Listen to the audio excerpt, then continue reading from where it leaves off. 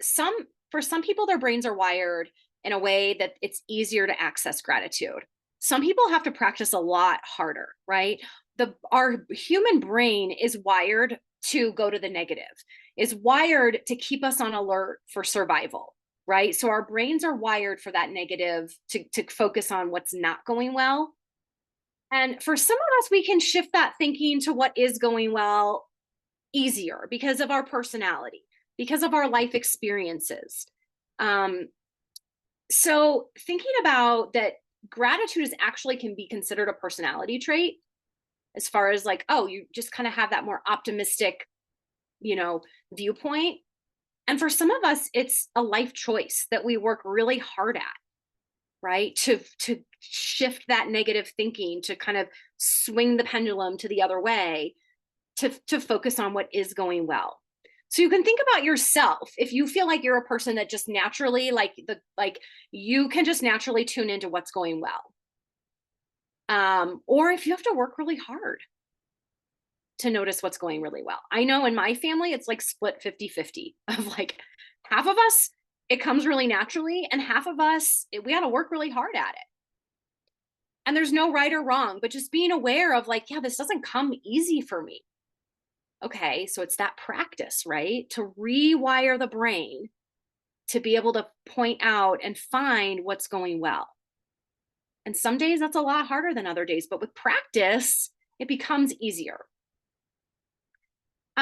So why gratitude, right? What is the science telling us about gratitude? And the science behind gratitude has been pretty consistent for the last few years. But we build a sense of appreciation, right? When we recognize what's going well, we build the sense of appreciation, right? So even in a day where we hate our job, we hate the people we work with, we are just like not in a good place. Like Susan said, when you can just take that moment and focus on what's going well, you begin to build an appreciation for what you already have, right? Especially this time of year, helping our kids to build an appreciation for what they already have can be really challenging, because what is social media, what is TV, what are the grocery stores, and what is all of the media telling them? You need more, you don't have enough, right? Buy. So especially this time of year, our adults, kids, we're all being sent this message that you need more to be happy. So when we shift and think about what we already have, we build an appreciation for that. And the other piece that the science shows is that it actually builds a sense of community in schools when we focus on gratitude, and a sense of building that sense of community while we work on creating change, right? So part of gratitude is a skill that happens in your prefrontal cortex. You're accessing that when you're in the front of your brain, right? And that's where the problem solving happens. So when we can think about, okay, what's going well? What do we appreciate? When we can shift that mindset, that's when our ability to create change happens. Whether that's in our home, our classroom, our school, our community, the world. The science also shows that by practicing gratitude, we have healthier, longer lasting relationships, right? So as we can build this skill for our kids, the outcomes show that they're going to have a greater sense of appreciation, and also they're going to have stronger, healthier relationships in their life. The benefits of gratitude also say that it builds a stronger immune system, which it makes sense to me, but I hadn't heard that before. I'm like, oh, that makes sense. That's good. We all as teachers need our immune systems as strong as they can be, right? So if there's one little piece of reasoning why, maybe that's it. It also allows us to access more positive emotions, reduce anxiety and depression, and build a stronger ability to have patience. And I think about, the last thing, and also the benefits show, is an increased capacity for forgiving and relationship satisfaction, which I just kind of mentioned with the kids, right? But an increased capacity for forgiving, that I really liked. And one, I don't want to get too much in this because I want to get into our practice today, but thinking about this idea, this is Dan Siegel's work, the window of tolerance, right? We've, I think, talked about this before. Our window of tolerance is how much space we have in a given day, in a given moment, right? For things to kind of filter in and out of us. So when our window of tolerance is really narrow, not much is getting in and not much is getting out. That's when we're in a reactive state. That's when we're in the back of our brain, right? We're reactive.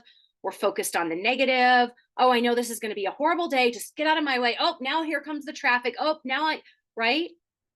Very narrow window of tolerance.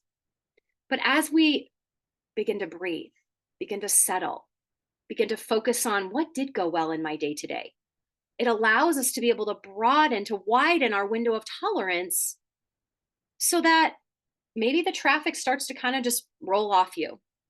Maybe the kind of like side eye that a colleague gave you for no reason, whatever. Sorry that they're having a rough day.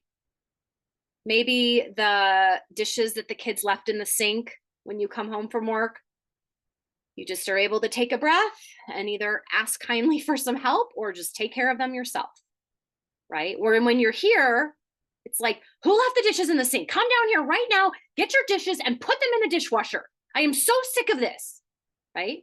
Versus here, it's like, hey, can you come? Remember what we talked about, how we're practicing to put your dishes in the dishwasher? That's what's happening in my house with my 13-year-old. She like does not even know that the dishwasher exists these days. Hey, so when my window of tolerance is wider, I can react in that positive way, right? Or I can have gratitude and say, hey, at least she did it this morning. She's not doing it now, but she did do it this morning. We're making progress.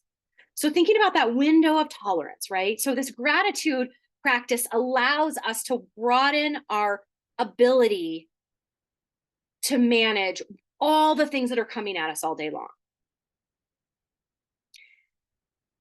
The other important thing too is to validate all of our students for what their current circumstances are.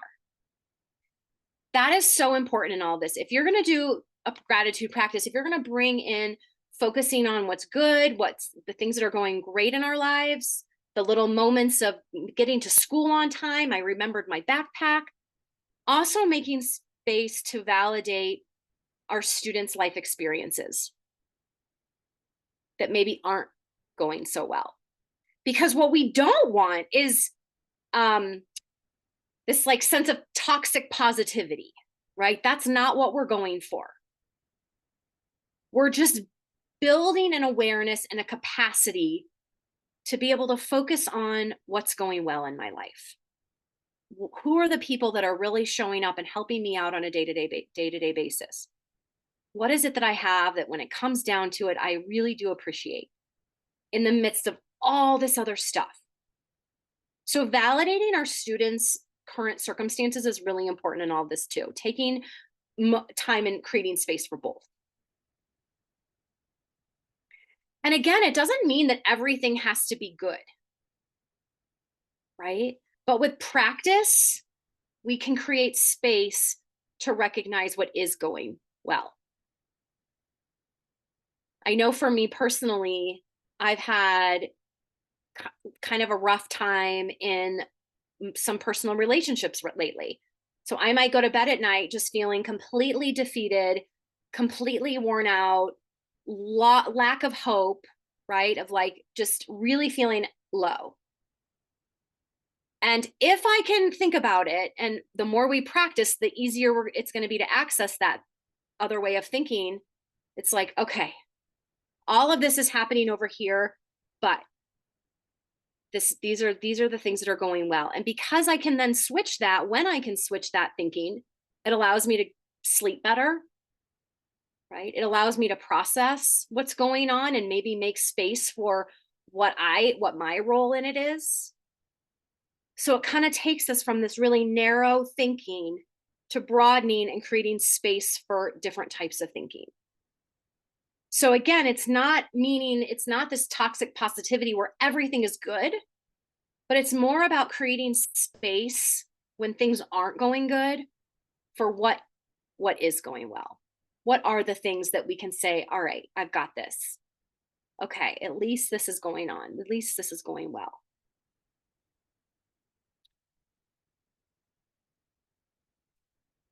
And then again, like I said, just doing these gratitude practices, and a practice is just that practice, whether it's just you're doing dishes and you're thinking about it, whether it's a very intentional meditative practice that you do as part of your daily ritual, right? We do these practices when we mentally have the capacity to do it. That's when we build and wire the brain for these new skills. So that when we are having a really bad day, when we are at our lowest point, when we do get in an argument with somebody, when we are feeling super overwhelmed, it'll be easier to access and say, all right, all these things happened, but I got my cup of tea this morning. I'm grateful for that, right? I have my cat's on my lap cuddling with me. I've got that, right? These little tiny things.